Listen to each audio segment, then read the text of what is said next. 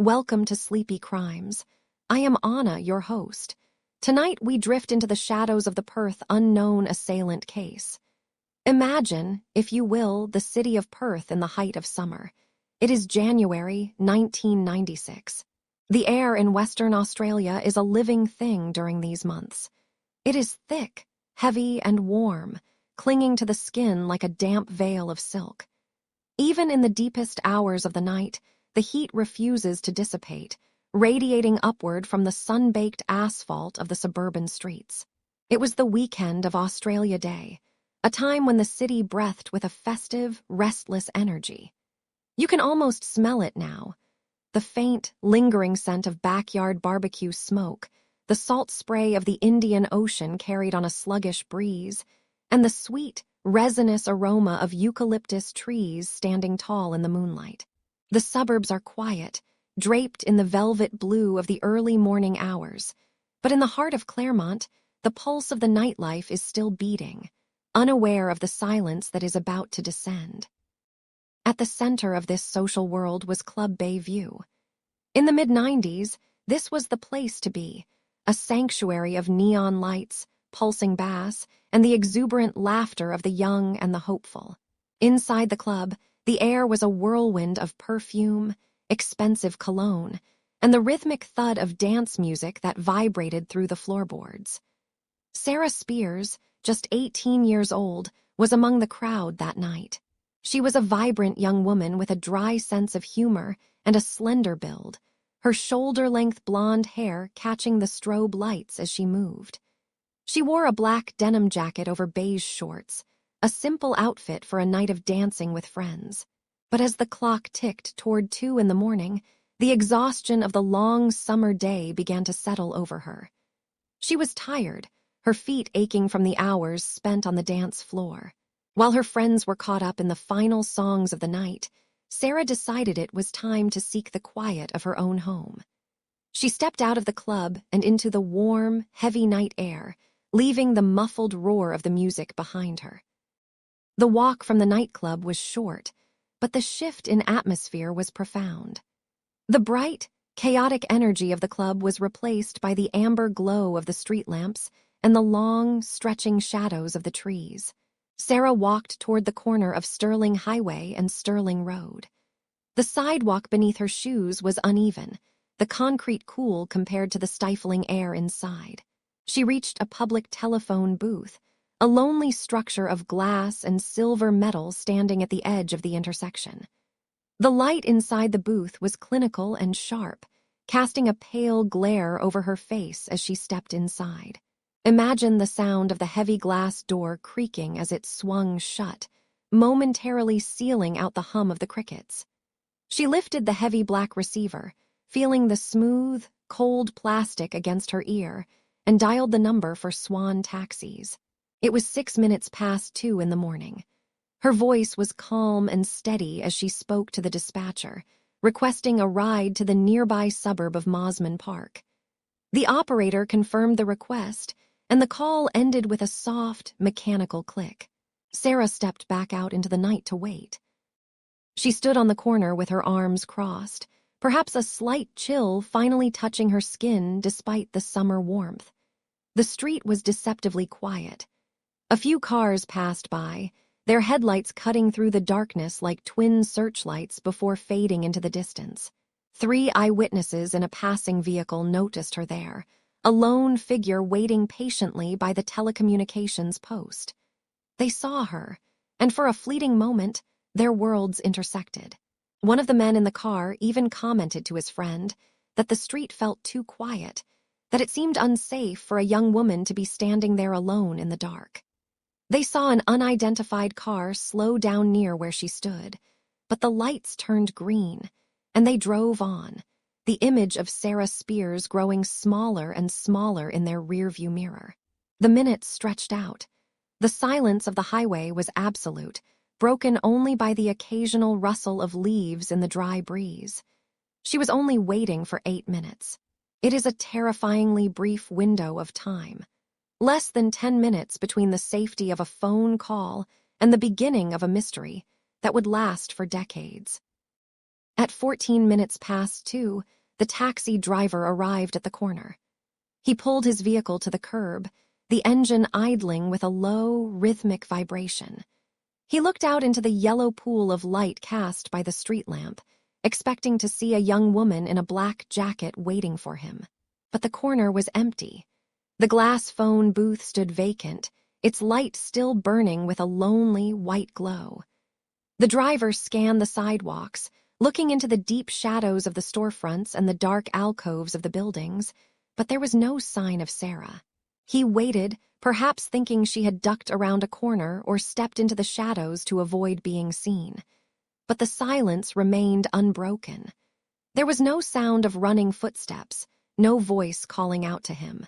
After a few moments of searching the stillness, the driver put the car in gear and drove away, unaware that he was leaving behind the site of a disappearance that would haunt the city of Perth forever.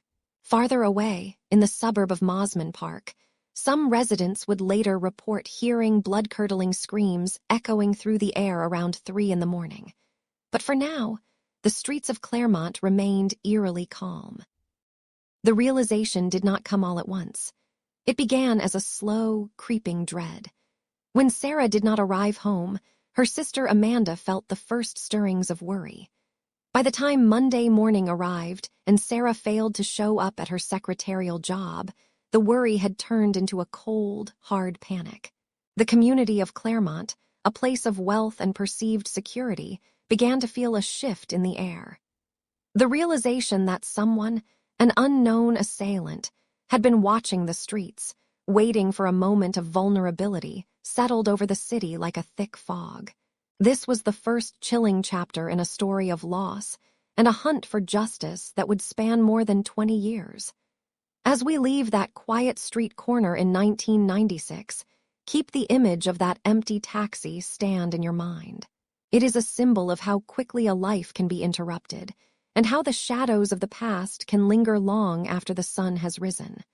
For now, let the details fade into the quiet. The night is long, and there is much more to uncover as we move deeper into the mystery. The winter air in Perth carries a specific weight in June. It is a damp, biting cold that rolls in from the Indian Ocean, clinging to the limestone walls of the old buildings in Claremont. On the night of June 8, 1996, the sidewalk outside the Continental Hotel was slick with a fine mist of rain, reflecting the neon signs and the amber glow of the streetlights like a dark, oil-smeared mirror. Inside the hotel, the air was thick with the scent of perfume, spilled beer, and the warm, thrumming energy of a Saturday night crowd. Jane Rimmer moved through this space with a natural, bubbly ease. She was 23 years old, a childcare worker with a smile that her friends described as luminous. As the clock ticked past midnight, the group decided it was time to move on, heading toward a nearby nightclub. But at the entrance, the queue was a long, shivering line of people, and the wait felt too heavy for the end of the night. Jane's friends decided to call it a night, hailing a taxi to take them back to the quiet safety of the suburbs. Jane, however, chose to stay. She stood alone for a moment on Bayview Terrace, the cold wind tugging at her hair as she watched the tail lights of her friend's car fade into the darkness.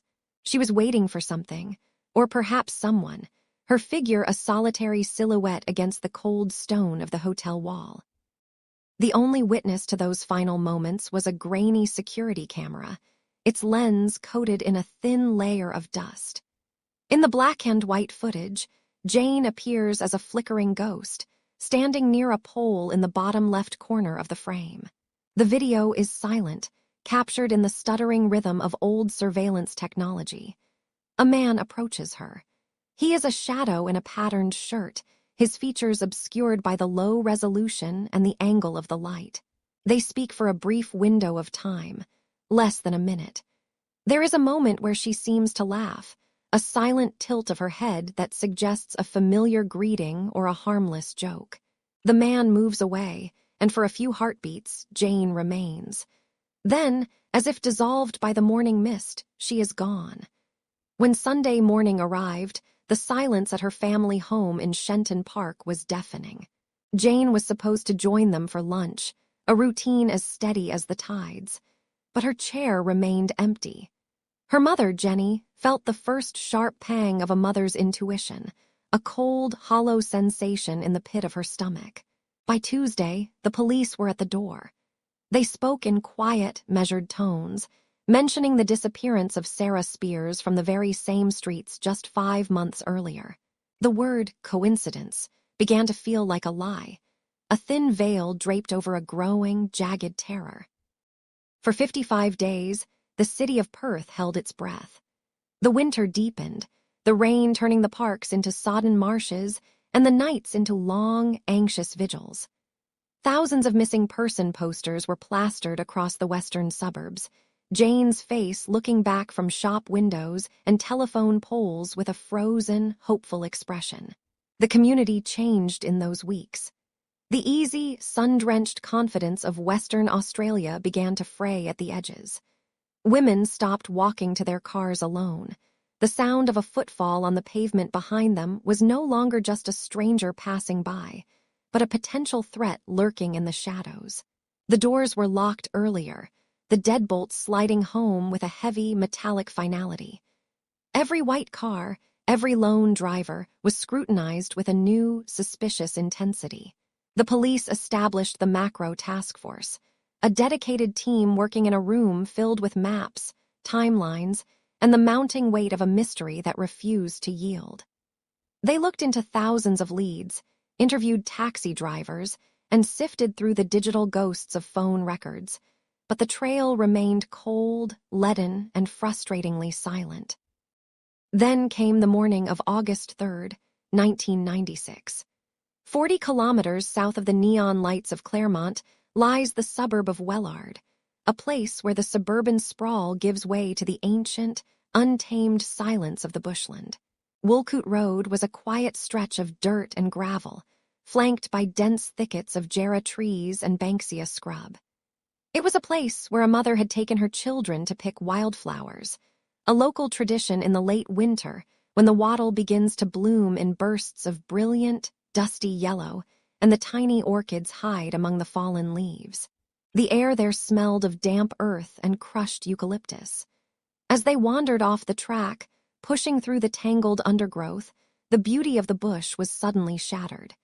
Hidden beneath a canopy of low-hanging branches and a deliberate shroud of cut foliage, they found what the city had been dreading. The contrast was a physical blow. The vibrant, delicate petals of the wildflowers against the cold, pale stillness of a life stolen away. Jane had been found, but the bubbly girl from the childcare center was gone, replaced by a grim reality that would haunt the state for the next 2 decades. The discovery site was a masterclass in predatory calculation. The body had been placed in a shallow recess, a natural dip in the red earth, and carefully covered with branches to hide it from the casual observer. It was a location that required knowledge of the area, a place where one could disappear into the shadows without being seen from the road.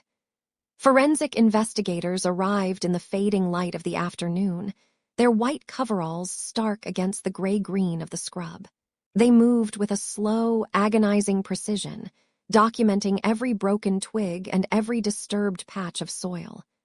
There were no obvious footprints left in the shifting sand, but the killer had left something behind, a signature of intent. The injuries were specific, the work of a sharp-edged instrument that spoke of a cold, focused violence. As the news broke that evening, a wave of grief washed over Perth, followed closely by a cold, sharp realization. This was no longer a series of unfortunate disappearances. The discovery in Wellard confirmed the darkest fear of the authorities and the public alike. A predator was moving among them, a man who knew the streets of Claremont and the hidden corners of the bushland. The footprints in the dirt of Wellard were invisible to the eye, but they were burned into the psyche of the city, marking the path of a killer who was only just beginning. The silence of the Eglinton bushland was shattered on that Thursday afternoon in early April 1997. A man, simply walking through the dense coastal scrub off Piccadilly Road, found himself standing before a scene that would haunt the collective memory of Western Australia for decades. The air there is thick with the scent of salt spray and the earthy, bitter musk of the native banksia. The ground is a pale, fine sand that yields underfoot with a soft, shushing sound. In this secluded patch of wilderness, 45 kilometers north of the city's heart, the nightmare of Claremont had taken a physical, devastating form. It was the body of Kira Glennon, a 27-year-old lawyer whose absence had left a hollow ache in the city for nearly 3 weeks. The way she lay, hidden beneath a canopy of fallen branches and the sharp, needle-like leaves of the surrounding bush, spoke of a predator who was both hurried and hideously methodical. The sun filtered through the canopy in jagged shards of gold, illuminating the tragedy with a cruel, indifferent clarity. To understand the weight of this moment, one must travel back to the humid, anxious night of March 14, 1997. The Continental Hotel in Claremont was a hive of activity, a place where the young and the ambitious gathered to shake off the week's toil. But a shadow hung over the laughter. 2 women, Sarah Spears and Jane Rimmer, had already vanished into the night in the months prior, leaving behind nothing but questions and a growing, suffocating fear. Kira Glennon was described by those who knew her as sensible, brilliant, and deeply loved. She had recently returned from a year spent traveling the world, her heart full of stories and her future bright with the promise of her sister's upcoming wedding. As she stepped out of the hotel and onto the Sterling Highway just after midnight, the cool night air was a brief respite from the crowded bar. She began the walk toward home, her footsteps rhythmic on the pavement, passing under the sickly yellow glow of the streetlights that lined the empty road. Witnesses would later recount the sight of a lone figure walking south along that stretch of highway. They spoke of a light-colored vehicle, a white station wagon, that seemed to glide through the darkness like a ghost. It slowed near a computer shop, its engine a low, mechanical growl in the stillness of the early morning. There was a brief interaction, a moment where the path of a bright, vibrant life intersected with a cold, calculated darkness. And then she was gone. The city woke up the next morning to a silence that felt heavy and wrong. The disappearance of a third woman from the same small area transformed the local anxiety into a full-blown state of siege. The police, already reeling from their inability to find Sarah or Jane, felt the crushing weight of a community demanding answers. This was the birth of Operation Macro, a task force that would become the largest and most expensive investigation in the history of the state. Inside the headquarters of Operation Macro, the atmosphere was one of quiet, frantic intensity. The walls were covered with topographical maps of the coastline and grainy photographs of the Claremont Strip. The air was thick with the smell of stale coffee and the hum of early computer towers, their cooling fans whirring like a heartbeat. Detectives moved between desks with a weary, focused determination, processing thousands of tips from a public that was now seeing shadows everywhere. They examined the movements of taxi drivers, the histories of known offenders, and the registration numbers of every white car in the metropolitan area. 18,000 suspects were eventually funneled through their system, a mountain of data that seemed to offer everything and nothing all at once. Every lead was a thread, but the tapestry they were weaving was still missing its center. When the forensic teams arrived at the Pippitany Road site, they worked with the reverence of monks. The area was cordoned off with bright yellow tape that fluttered and snapped in the coastal wind. Men in white, hooded coveralls moved slowly across the sand, their eyes scanning every inch of the earth for what they called the silent witnesses. They used small brushes to gently whisk away the dust from Kira's form, revealing the harrowing details of her final moments. She was found lying semi-face down between 2 tall, blackened grass trees, their long, whip-like fronds swaying above her.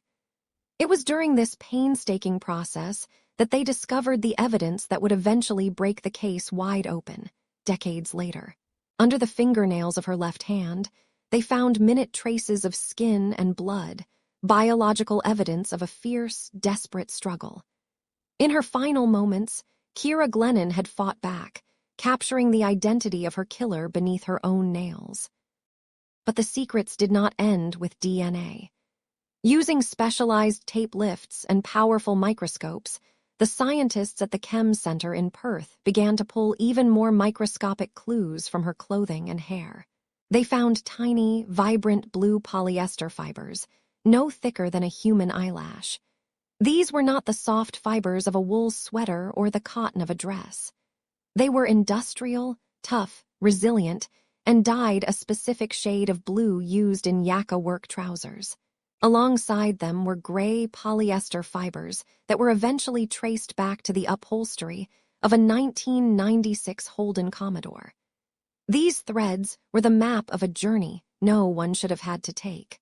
They spoke of a man in a uniform, a man in a specific type of car, moving through the city with the invisibility of a service worker.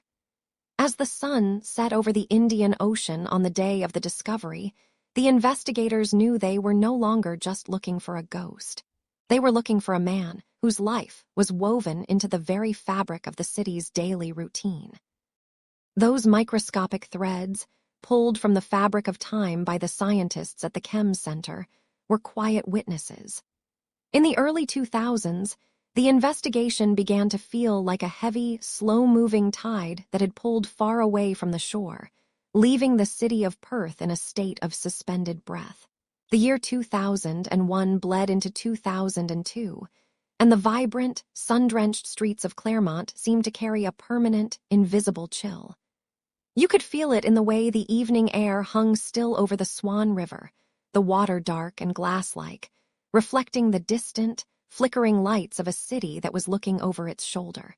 The investigation, known as Task Force Macro, had become a sprawling, industrial machine, headquartered in rooms where the scent of stale coffee and old floor wax permeated the carpet.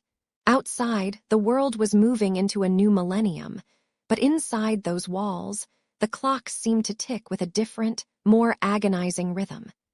Every lead was a potential lifeline, yet every door opened revealed only more corridors of silence. The detectives, their faces etched with the fatigue of a half-decade of searching, moved through mountains of paperwork that threatened to swallow the very truth they sought to uncover. The psychological weight on the community was a palpable, heavy fabric. Parents held their daughters' hands a little tighter as they walked through the suburban parks where the peppermint trees cast long, distorted shadows. The once bustling nightlife of the Continental Hotel and Club Bayview had changed. The laughter was there, but it was thinner, more guarded. There was a collective avoidance of the dark, a shared understanding that a ghost moved among them, a man who had no face, no name, but a terrifyingly physical presence in their history. The investigation turned its heavy, rhythmic gaze toward the city's taxi fleet.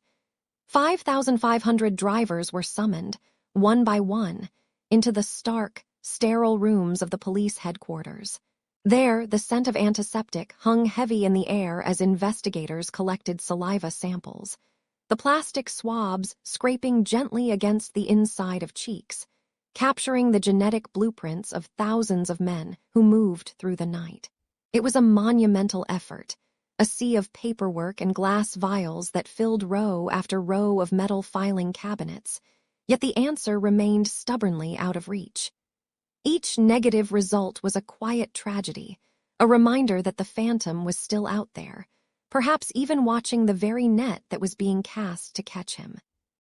During these long years of the early 2000s, the police became anchored to a single theory, a narrow beam of light that blinded them to the shadows elsewhere.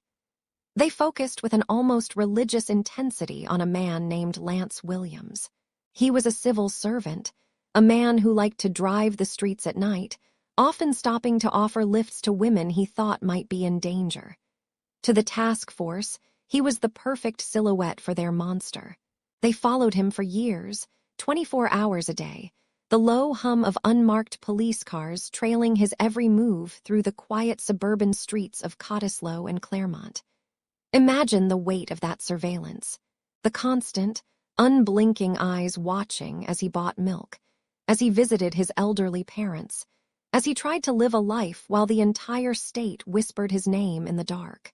The investigation spent millions of dollars and thousands of hours dissecting his existence, yet they found no blood, no DNA, no physical bridge between him and the girls in the bushland.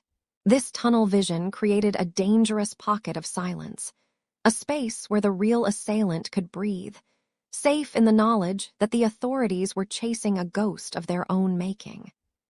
Technological limitations acted as a thick, frosted pane of glass between the evidence and the truth. In 2004, the DNA technology we take for granted today was still in its relative adolescence. The samples taken from Kira Glennon's fingernails, those precious, microscopic scrapings, sat in a cold, dark evidence locker, tucked away in a sterile plastic container. The scientists knew there was something there, a faint genetic whisper, but the tools of the time were not sensitive enough to amplify that whisper into a shout. The world of forensics was a landscape of waiting. They had the fibers, too, the strange, navy blue threads and the tiny gray-blue polyester tufts that looked like nothing more than dust to the naked eye. They knew these fibers were rare, but without a massive, digitized database of every car upholstery and every industrial uniform in the country, they were like pieces of a puzzle with no box to look at. The investigation was essentially treading water in a vast ocean of data, waiting for the future to arrive. The detectives would sit in the quiet of the late shift hours, the only sound the hum of the air conditioning, looking at photographs of Sarah, Jane, and Kira, wondering if the answer was already in the room with them, hidden in a box they had already opened 100 times.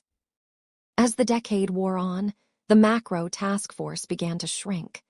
The initial fire of the search was becoming a slow-burning ember, maintained by a dedicated few who refused to let the fire go out entirely. In September of 2005, the task force was officially wound down, its massive archives moved to the Special Crimes Squad. It felt like a defeat to a city that had waited 10 years for justice. The boxes of evidence, thousands of them, were stacked in a climate-controlled warehouse, the heavy metal doors groaning as they closed on the secrets within.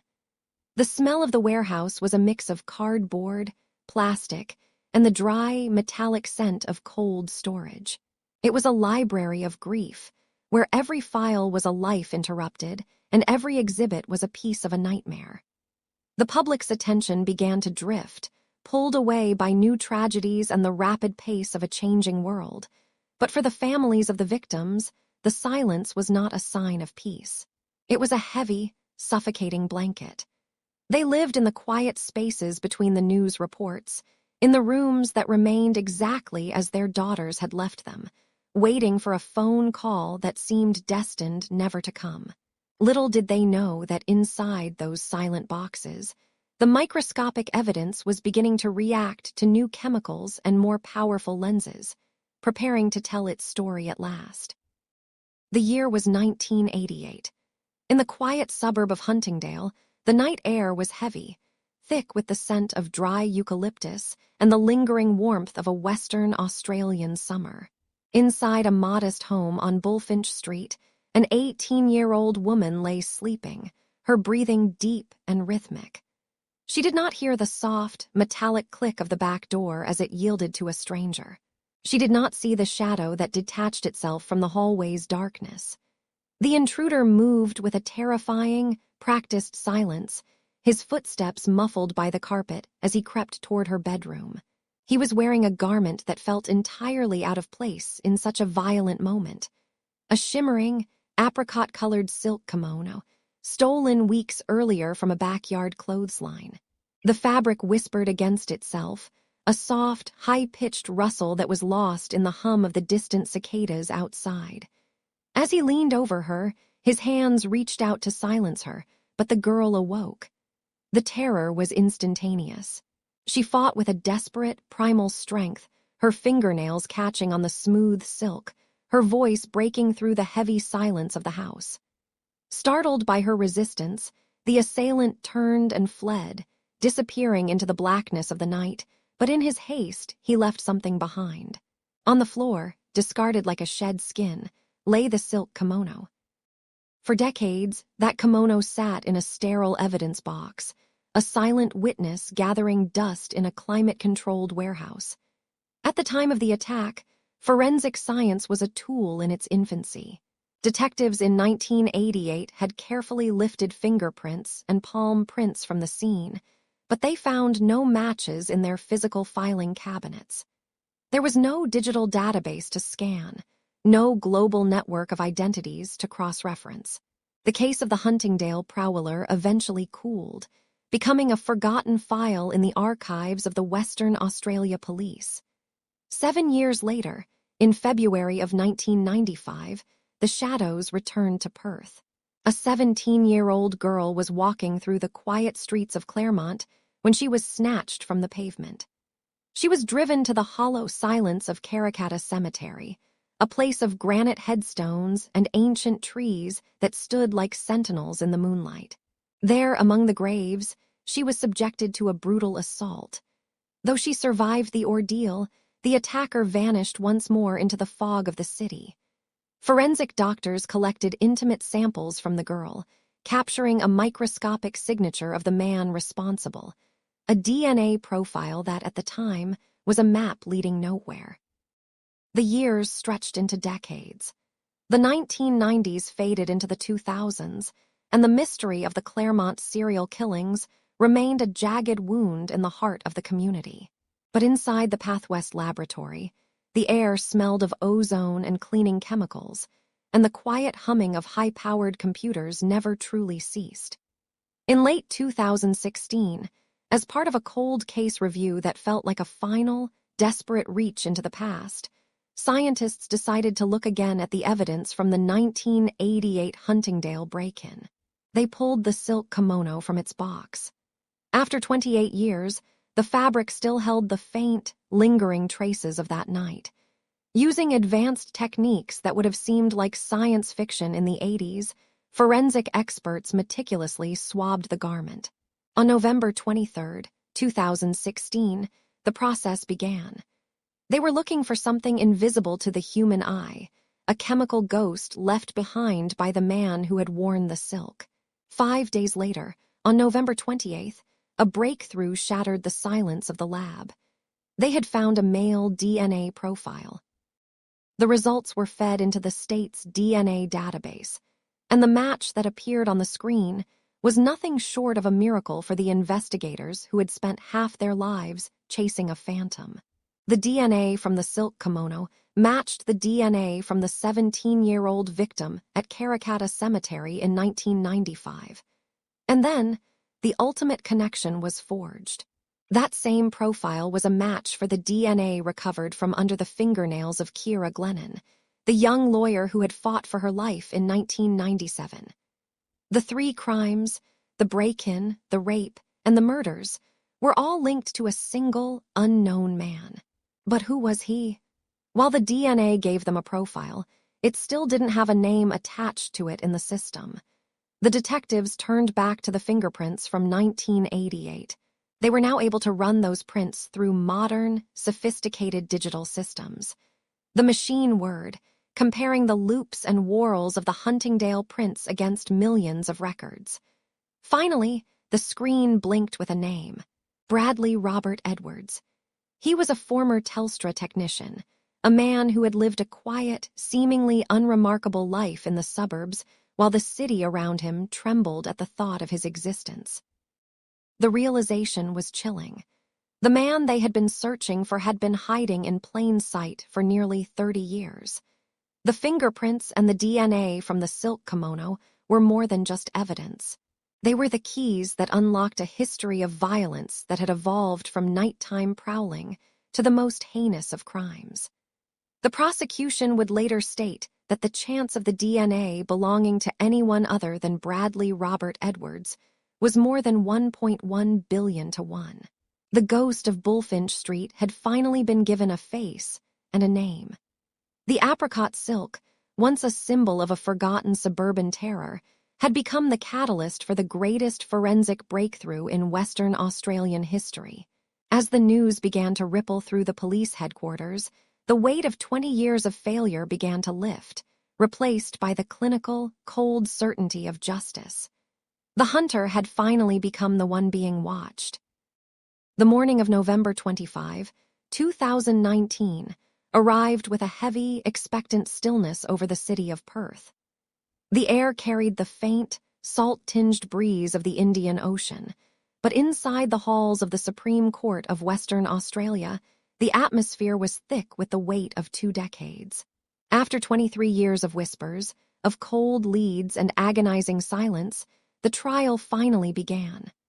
The courtroom was a space of somber elegance, filled with the scent of polished jarrah wood and the muffled shuffling of heavy paper.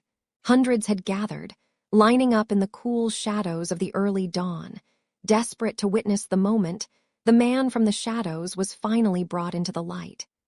In the center of it all sat the families, their faces etched with a quiet, dignified resilience that had sustained them through 1,000 sleepless nights.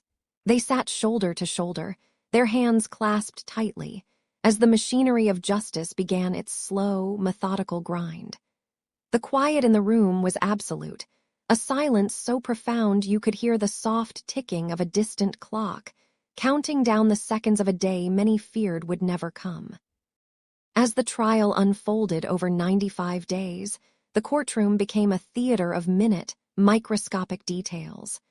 The prosecution presented a tapestry woven from the smallest of threads, quite literally.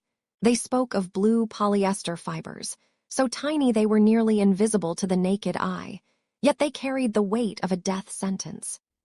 These fibers, matching the work clothes of a telecommunications technician, had been found clinging to the hair and clothing of the victims like ghostly reminders. The court heard of a hair mass, kept in frozen storage for 13 years, which when carefully thawed, revealed the presence of more of those telltale blue strands. The sensory details were chilling. The scientists described the brittle texture of the hair, still bearing the faint glitter of icicles when it was first removed from its icy tomb. Then there was the DNA, the silent witness hidden beneath a fingernail for 20 years. It was a violent struggle captured in a genetic code, a story of a final, desperate fight for life that had ultimately provided the key to the killer's identity. Every piece of evidence was a brick in a wall that was slowly, inexorably closing in. Throughout the marathon proceedings, the man in the dock remained a figure of unsettling stillness. He sat motionless, his expression often unreadable, a sharp contrast to the raw emotion filling the rest of the room. Sometimes he would look down at his hands, or give a slight, almost imperceptible shake of his head as the most damning evidence was read aloud. The gallery watched him with a mixture of horror and fascination, trying to reconcile this ordinary-looking man with the monster who had haunted their city for a generation. Outside the court, the sun would rise and set over the Swan River, the world continuing its indifferent pace, while inside, the past was being meticulously reconstructed. The testimony of over 200 witnesses painted a picture of a predator who used his knowledge of the city's quiet streets and his access to a company vehicle to move through the night unnoticed. The trial was not just a legal process. It was an exorcism of a collective trauma, a slow peeling back of the layers of fear that had defined an entire era for the people of Perth. Then came September 24, 2020, the day of the verdict. The city seemed to hold its breath as Justice Stephen Hall prepared to deliver his judgment. The written verdict was a monumental document, over 600 pages of exhaustive analysis. But the words spoken in the courtroom were what the world waited to hear. As the judge's voice echoed through the chamber, the tension was a physical force. Guilty for the murder of Jane Rimmer. Guilty for the murder of Ciara Glennon. In those moments, a collective gasp escaped the gallery, a release of breath that had been held for nearly a quarter of a century. But then, a different kind of silence followed. For the murder of Sarah Spears, the verdict was not guilty. The judge explained that while it was highly likely the same man was responsible, the lack of a body and the absence of physical evidence meant the case could not be proven beyond a reasonable doubt. It was a moment of profound, bittersweet complexity. Justice had arrived for two families, but for the Spears family, the road remained long and the answers remained hidden in the earth. The sentence followed later that year in December. Life imprisonment with a minimum of 40 years. The man who had once been a shadow would now spend the rest of his days within the gray, unyielding walls of a prison cell. But even as the cell door clicked shut, the story did not truly end. We think of Don and Carol Spears, who stood outside the court with a grace that broke the hearts of all who saw them. They spoke not of anger, but of a commitment to never stop looking for their daughter. The mystery of Sarah lingers like a soft, persistent mist over the landscape of Western Australia. She is the girl in the photograph, the 18-year-old with the bright smile who went to catch a taxi and never came home. Her absence is a quiet space that can never be filled, a reminder that even when the law finds its mark, some wounds remain open. The city of Perth is different now. The fear has faded into a cautious memory, and the streets of Claremont are once again filled with the sounds of laughter and music. But beneath the surface, the story of the three women remains etched into the spirit of the place, a testament to resilience, to the power of science, and to the enduring bond of families who refuse to forget. As the echoes of the trial fade and the archives are tucked away into the dust of history, we are left with the quiet strength of those who survived. The long road to justice has been traveled, and though some paths remain shrouded in shadow, the light has finally found its way through. We remember the names, the lives, and the lessons learned in the darkness. It is time now to let the tension leave your body, to feel the softness of the world around you, and to let the narrative drift away into the evening air. The case rests now. Let the details fade. You are safe. Close your eyes, breathe deeply, and have a good night. Sleep well.